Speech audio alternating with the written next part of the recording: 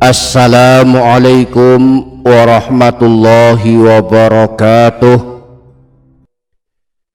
Bismillahi walhamdulillah, wassalatu wassalamu ala sayyidina rasulillah, sayyidina wa maulana Muhammadin ibni Abdillah wa ala alihi wa ashabihi wa mawalah. La haula wa la quwwata illa billah, amma ba'du. Para sahabat yang dirahmati Allah subhanahu wa ta'ala, pada saat kita menunaikan ibadah sholat, baik sholat wajib maupun sholat sunnah, sehabis membaca surah Al-Fatihah, sunnah hukumnya membaca surah-surah pilihan. Boleh membaca surah yang panjang, juga boleh membaca surah yang pendek. Boleh membaca surah apa saja sesuai kemampuan kita masing-masing. Bahkan boleh juga membaca 3 ayat yang berurutan.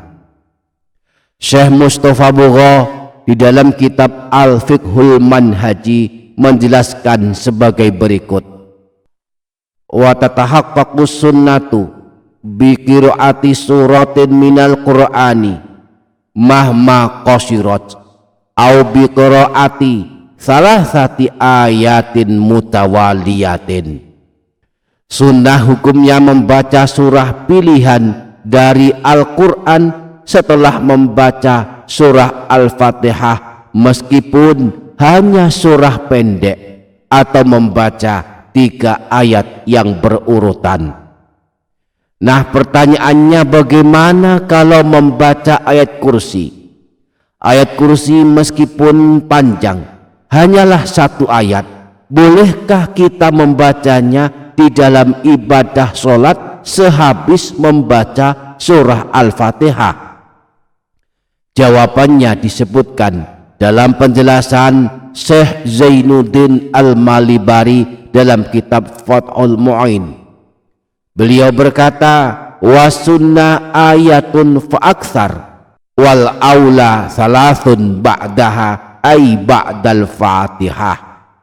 Setelah membaca surah Al-Fatihah, disunnahkan membaca 1 ayat atau lebih banyak, setidaknya membaca 3 ayat.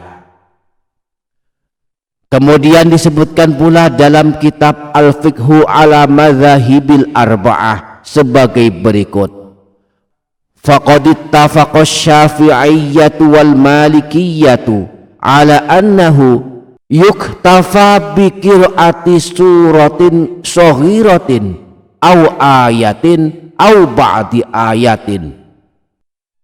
Para ulama mazhab Syafi'i dan mazhab Maliki telah sepakat bahwa dianggap cukup memenuhi kesunahan dengan membaca 1 surah pendek atau 1 ayat atau bahkan separuh ayat. Famata ata bihadza ba'dal fatihati faqad hasala aslus sunnah.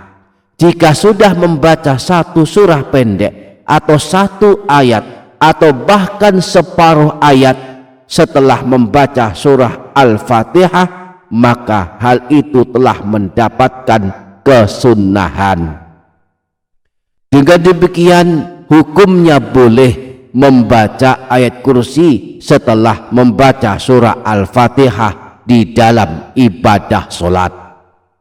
Demikian para sahabat, semoga bermanfaat. Billahi taufiq wal hidayah waridha wal inayah wal afu minkum. Wassalamualaikum warahmatullahi wabarakatuh.